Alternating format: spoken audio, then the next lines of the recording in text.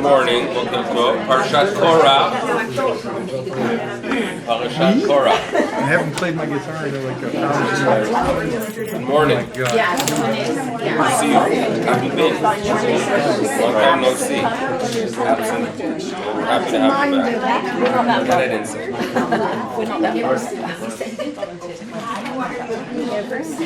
Good morning, everyone. So first, we'd like to thank our sponsor. This week's Parsha class is sponsored by an anonymous donor. Wow. I used to think they only do computer hacking, but now I see that they sponsor Shiurim as well. So we do thank Anonymous. You are Parshas Korach. You could find it on page 820. I'm going to be moved. I'll here. I feel like I'm at a wedding. Control my time. Anyway, Josh, pretty good work. You are familiar with, good morning, you are familiar with the fact that Judaism can be complex at times. You agree? No kidding. At times.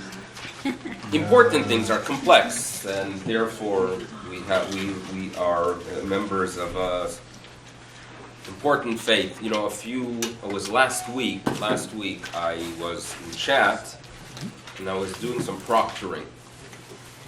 It wasn't a choice I made. I'm in the room, a large room. You can relate to that. So I'm in the room there, and they have, the ones in back are doing their exams in science, in front they're doing it in Hebrew and rabbinics. And there's an Israeli Hebrew teacher that calls me over. She says to me, you're not going to believe what one of the students just asked me. In other words, when you are taking an exam, you cannot ask the proctor for an answer. You try, right? But you're not supposed to officially. But to clarify a word, that seems to be kosher. That seems to be fine. So the teacher says to me, you would not believe what I was just asked by one of the students. Ma perusha milah, the student points at the word machloket. And the student wants to know, ma ze machloket. He says, this is unbelievable. I mean, all of Judaism is a machloket. How on earth does a student walk into an exam not knowing what the word machloket is? Purity. Purity. So, Parashat Korach is to teach us about machloket and its significance to Judaism. Now, to appreciate the message of this parasha, we'll actually start off with the well-known Mishnah in Avot, where we are told that there are two types of machloket. There's a machloket l'shem shamayim, for the sake of heaven. Sofa lehitkayem. It will have something substantial that will remain. There'll be good from it. On the other hand, the machloket shelo l'shem shamayim, when there is a dispute, a fight that's not for the sake of heaven, ein sofa litkayem, there will be nothing productive remaining from it. What is eizehi machloket l'shem shamayim? What is considered a machloket for the sake of heaven? Hillel and Shammai. They argued, they disagreed, but their agenda, their intention was to clarify what the text means, what the Torah means, what the tradition is. So therefore it is going to produce something that is good for the future as well. It's going to be mitkayem. Which one is machloket shelo l'shem shamayim? Now you would expect that if for the first example the Mishnah presents two parties on two sides of an argument, so you would expect that in the second statement where we are trying to identify a machloket that is not for the sake of heaven, you will point to two sides of an argument. But that is not the way it is presented here. But rather the machloket that is not for the sake of heaven is Korach v'chol adato. Korach and his whole camp. Not Moshe Korach. No. Korach v'chol adato. So that needs a little bit of clarification, but what I'm going to ask you to do is remember those three words. Korach v'chol adato. That's how it's presented in the Mishnah.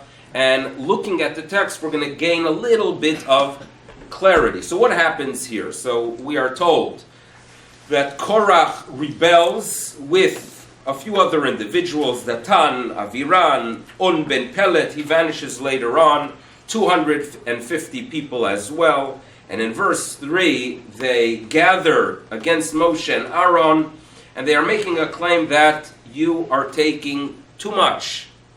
It is all for you.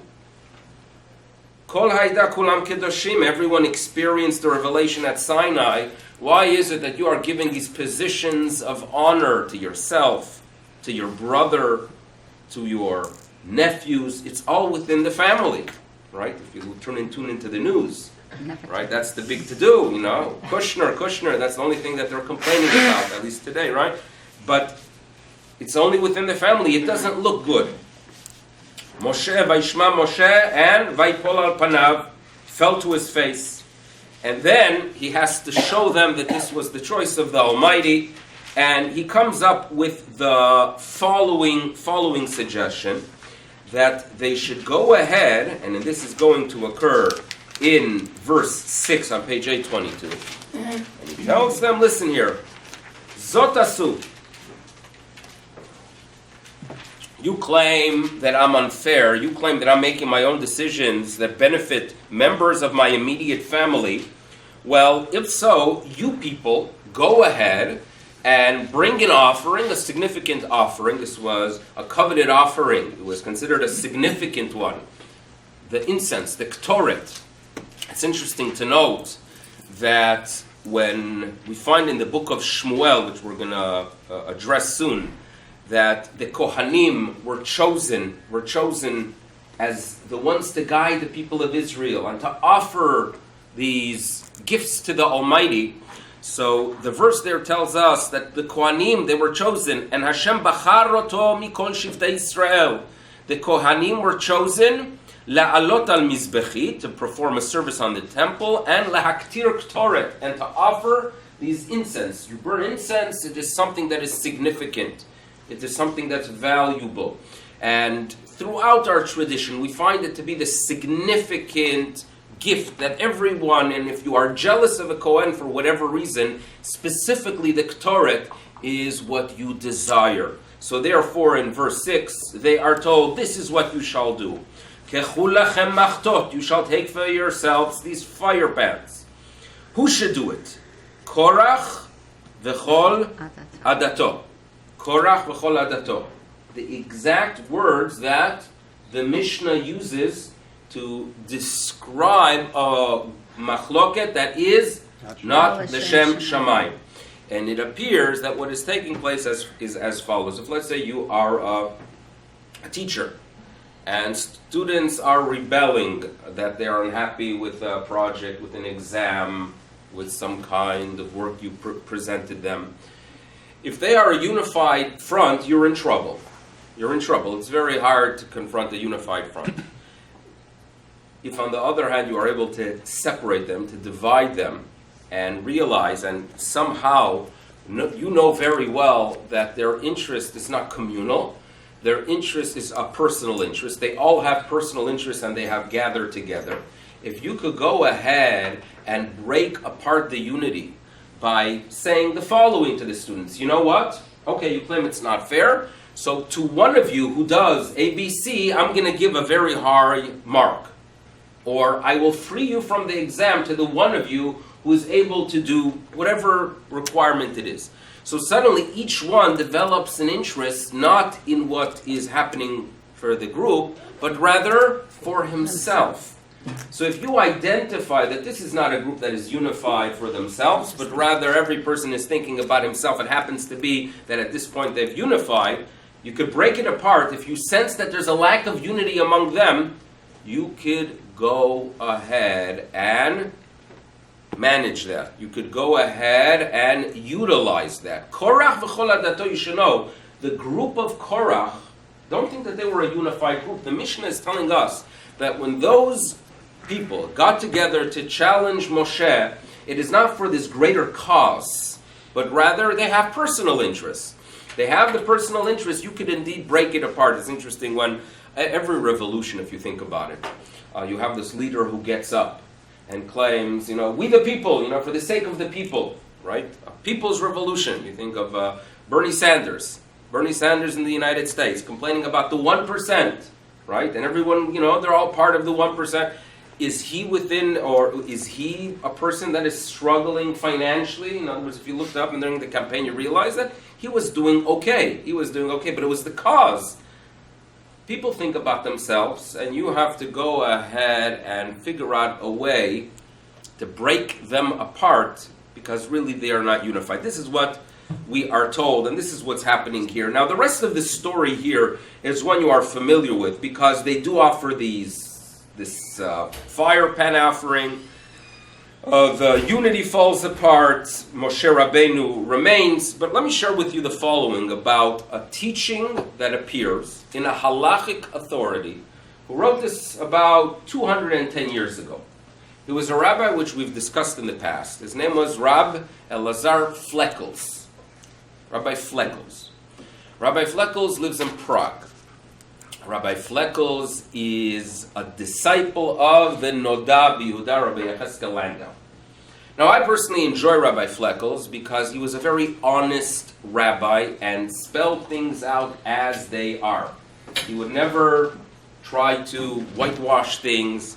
And we had in the past when we've discussed him, we've went through different situations where he would be very honest with us. One example was that in the 17th century, sugar was it was in existence earlier, but sugar was popular in Europe. If you were wealthy, you had sugar.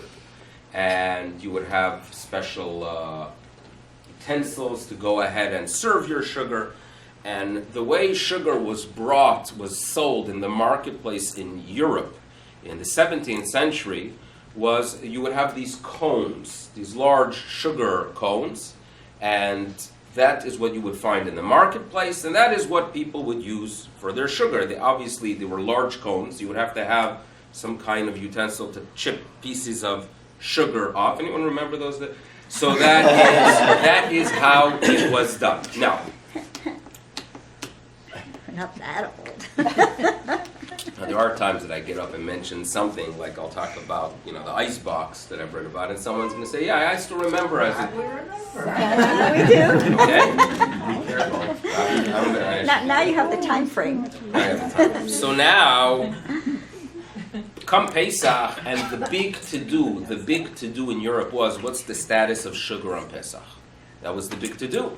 There were some serious concerns because they would ship the sugar from the New World to Hamburg and Amsterdam.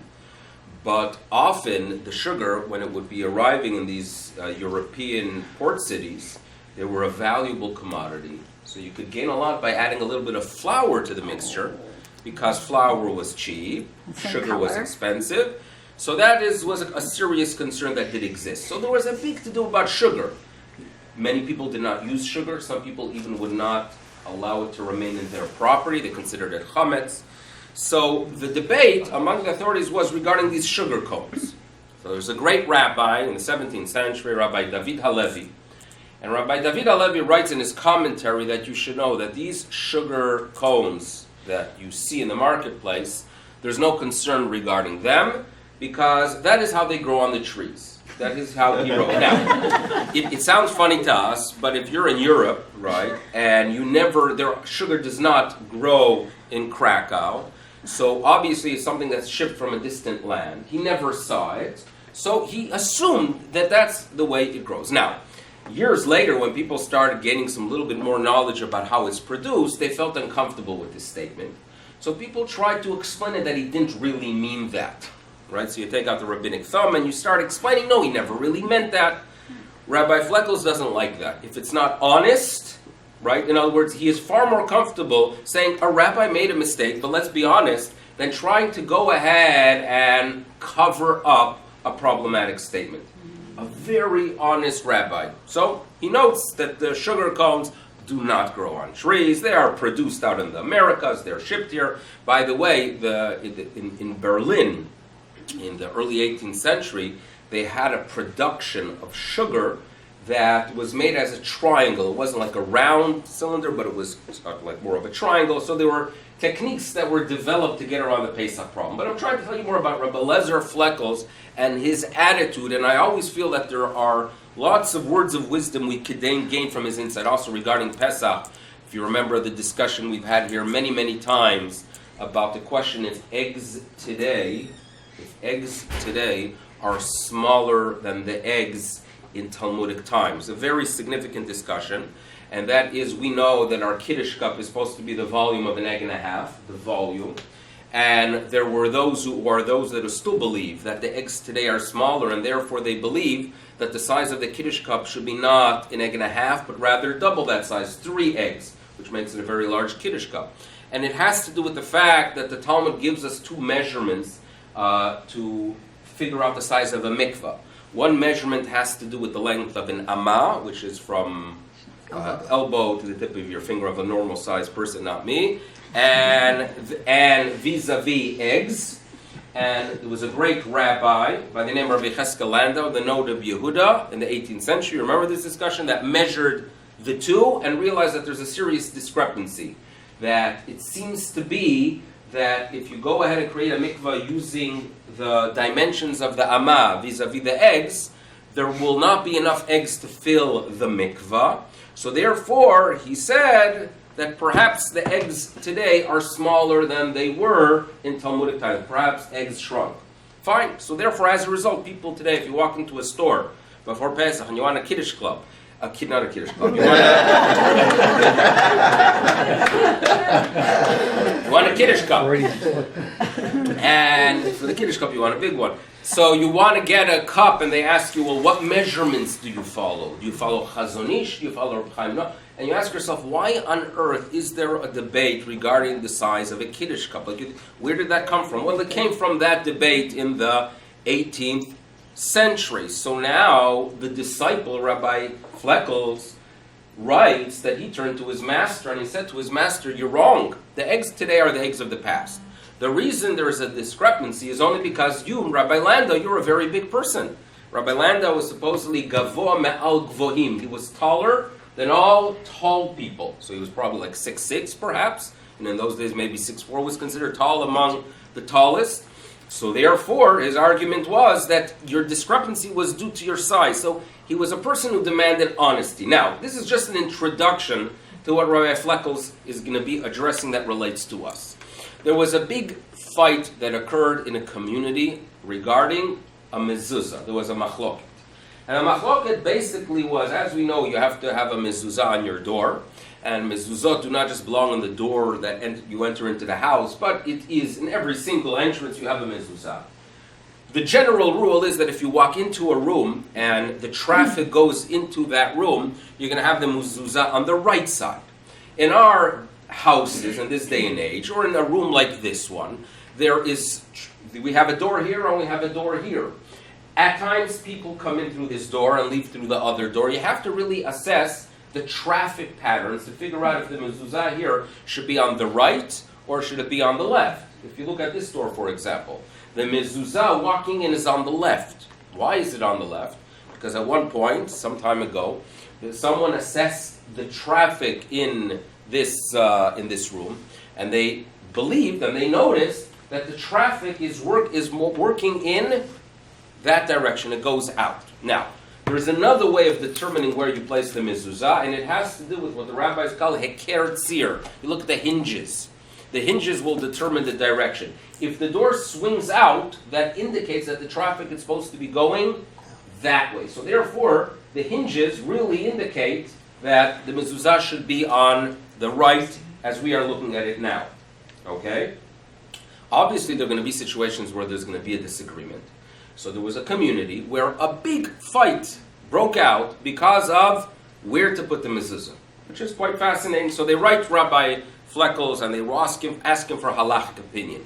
But before he gets to an halachic opinion on the specific matter, he says, you should know, let me tell you my feeling. When you have this machloket, and you think you are all very holy because this is a machloket for the sake of heaven, to figure out where the mezuzah belongs. So he tells us, Lo nimtzet machloket shehi kula leshem shamayim. after the days of Hillel and Shammai, even if there is a dispute among halachic authorities, don't tell me that it is purely for the sake of heaven. There's always going to be the ego involved. When one rabbi takes a position, true, he wants to figure out the truth of Torah, but Rabbi Fleckel says that this is not just an argument to figure out the truth, but this is an argument where the ego is playing a role. So this is what he warns us, that after in Hillel and Shammai, try to avoid machloket, even if you believe that's for the sake of heaven, because the reality is it is not purely for the sake of heaven. But then he adds, and this is more on the positive side, which we're going to focus on today, but you should know that just as when it comes to a dispute that appears to be for the sake of heaven, I know that it is not completely for the sake of heaven, so too, when you have a dispute that is not for the sake of heaven, there is a little bit of truth there. There's a little bit of truth. And just as with Korach, Korach is the bad guy in our story. Korach rebels, he challenges the leader, he tries to break apart a nation due to the fact that he had a personal ambition. But the reality is that there is something there, ta'arovet kodesh. There is a positive side in the philosophy of Korach. This is what he knows. So that's what we're going to go ahead and try to talk about a little bit, about who or what was that positive side of the Korach claim, and where did it manifest itself in a positive way. That's what we're going to address. I think most of you here know the answer of who we refer to as the positive side of Korach, someone who is a descendant of Korach. And according to rabbinic tradition, Korach himself had a vision of this individual and perhaps was inspired by a descendant of his who took the Korach position, but that Korach position manifests itself in a completely pure way. That refers to Shmuel. Shmuel. So what we're going to do is we're going to visit a little bit Shmuel, and we're going to go ahead and realize what the claim of Korach. Korach words, Kol Aida Kulam Kedoshim, they're all holy. You know, you take these positions for your family, that claim is going to reappear in a positive way in the days of Shmuel. If you do remember, over 6 years ago, some of us were here on a shul trip, and we visited a place called Shiloh. You do remember that. That trip was a nice trip we had a long, long time ago. And personally, when I look back, that's the location that I remember more than any other part was Shiloh. Simply because, although I visited Israel many, many times, and I even lived in Eretz Israel as a child, I was never in Shiloh. So it was the first time I was in Shiloh. And the fact is that we had the tour guide. It was the honor-in-law who did a wonderful job there. And she presented the evidence that the location where we were standing was actually the Mishkan Shiloh. So it was an inspiring moment. Here we are standing where our ancestors had their spiritual hub for a period of 369 years, Mishkan Shiloh. But Mishkan Shiloh had a very devastating ending. And it starts off in the book of Shmuel. What's the story of the book of Shmuel? So I know you're studying it here, many of you, with Rabbi Gemara. So you know the story of what's happening there. But the first chapters of the book of Shmuel are telling us two stories. One story about a woman, Hannah, who cannot have a child. She prays and she has Shmuel. At the same time that the text is describing his birth and his development and his spiritual growth, it's talking about a decline of a fellow called Eli, right? Who was the Kohen there in Shiloh. And the text itself really blends the two together. That right as the text is telling us that this fellow Eli was not doing a good job in guiding his children, because his children were so confident of their position that when someone would walk into the tabernacle there and want to offer a sacrifice, and the norm was that before the Kohen gets his steak, his piece of meat, you offer the fats as a korban to Hashem. These Kohanim did not wait. They felt that the meat is ours. My father was a Kohen, my grandfather was a Kohen. We've been here in this institution for so long. It's ours. So therefore, even even before they offer the fats, these Kohanim already walk in with their fork, and they stick their fork into meat, and they take it. And the text continues that they were just simply not sensitive to people. So, for example, women after giving birth would come and bring a korban. This korban would be offered, and that would give them the ability to go home and return to family life. And there would be there a long line of women, but they were bureaucrats. And therefore they would let them wait. Have you ever been, not I don't know, here in Canada, but unfortunately maybe yes, to a government office? And you wait 2 hours in line to figure out what line you're supposed to go to get the proper certificate you need, right? South America, it would work out very well. Some other countries, Israel. We want to, after Parshas Korach, we want to be careful, so we think it, we don't say it. So, and listen, Israel, let's remember its roots, right? These are socialist roots. This is a country that when Stalin dies in 1953, there are people that are mourning and sitting shiva there. So let's remember the roots of the socialist country. But you're waiting 2 hours in line, right? And eventually you get to the person, and what do they say? Coffee break, right? So that's it. So you wait there in the front of the line. 45 minutes later, they come back, and you return to them, right? You're already exhausted. And you start asking them, where do I go? And, I'll say it in Spanish, and they'll look at you. What do you want from me? Can't you tell I just got back from a break? Have some rachmanes. These are bureaucrats, that they are very, very comfortable with their position. They're not going to get fired. They're not going to get fired. They're comfortable. It's their institution, right? They're part of the party. Their uncle is a member of the Politburo, whatever it is. And therefore, they are not there to serve others. It is indeed theirs. There's an institution that is corrupt. The establishment, you hear the word a lot in the United States now.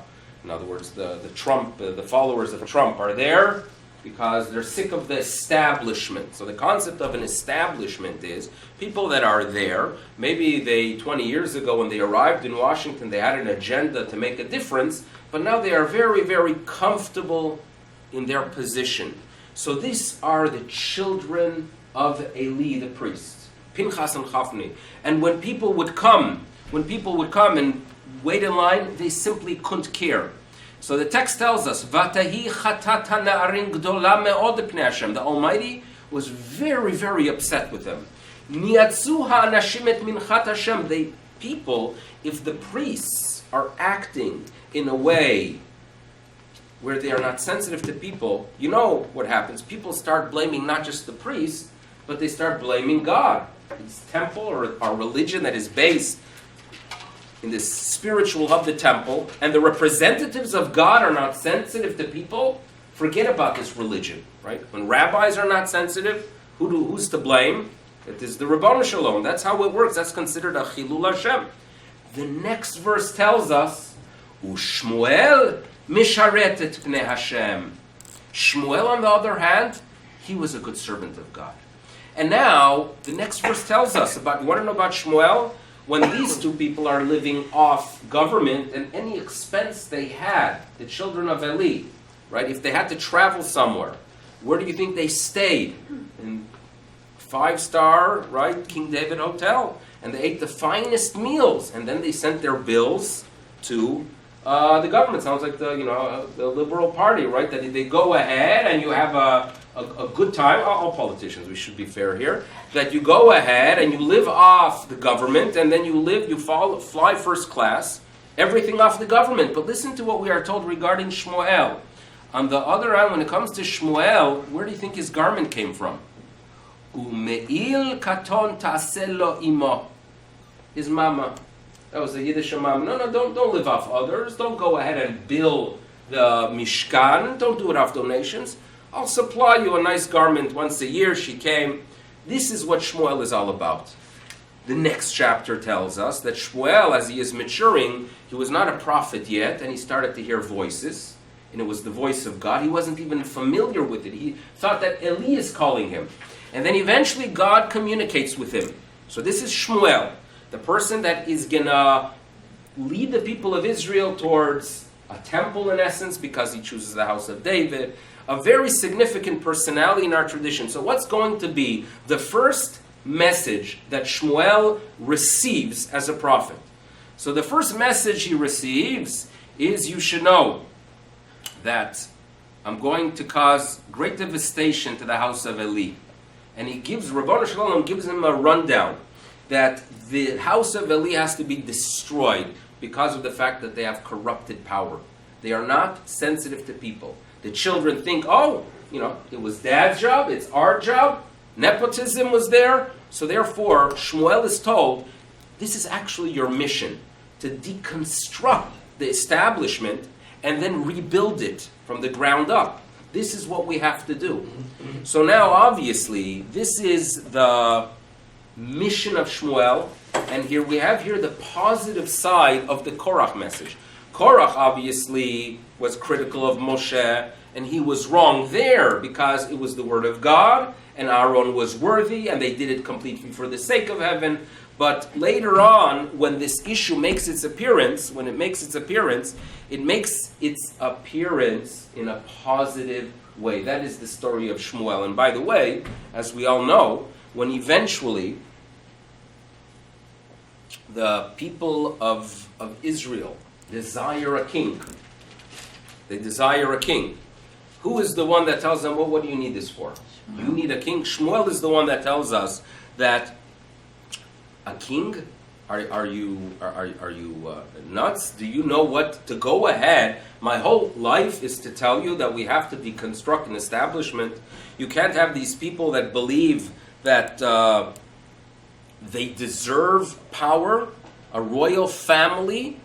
Shmuel is the one that is trying to fight that his whole life. So when they go ahead and make a request for a king, this is something that he is extremely uncomfortable with.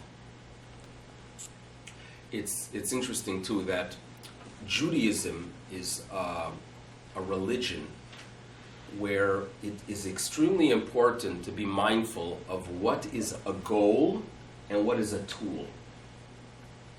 What is the goal of the religion and what is only a tool to reach that goal? And if you read the words of the prophets, right, they always are crying about the problem of the korbanot. You do something external, you bring the sacrifice, and that justifies your lifestyle. It justifies your activities. No, it obviously relates to our day and age as well, that we have to be very, very careful that going to synagogue, very important to go to synagogue, right? Consider yourself a Jew, that if you get guidance there.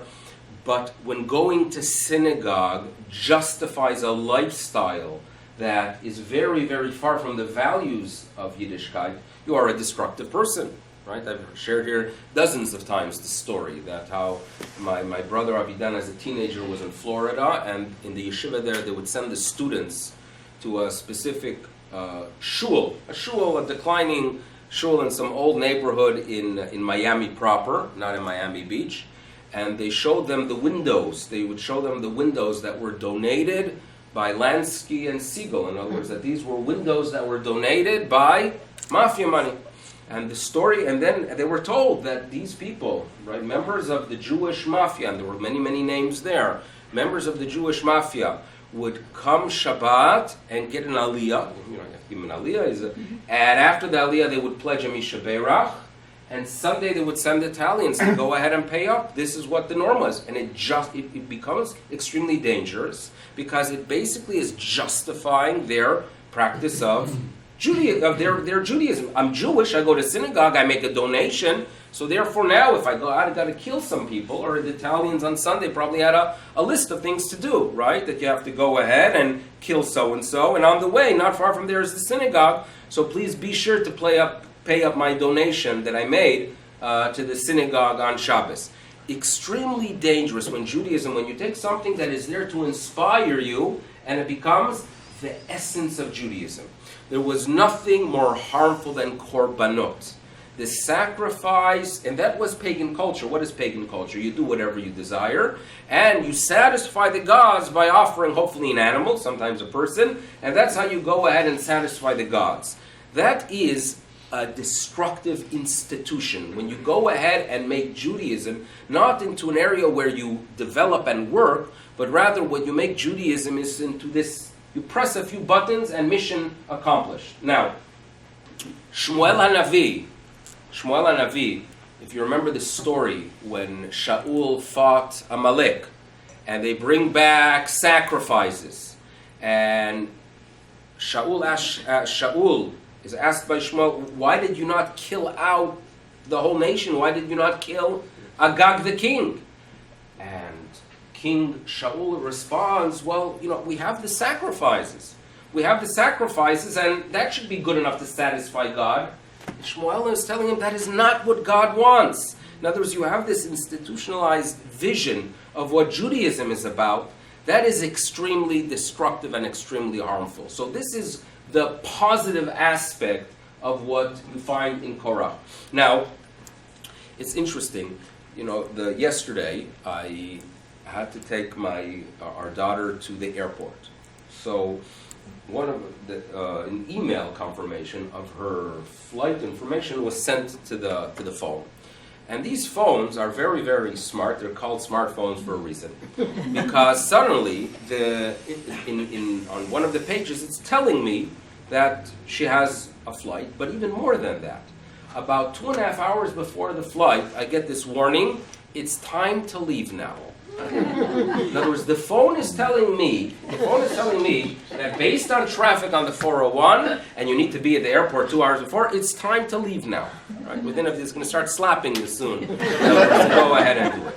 So, and it's very interesting that there is an expectation for us who are accustomed to making my own decisions. It is quite foreign that the phone has taken charge and starts telling me what to do.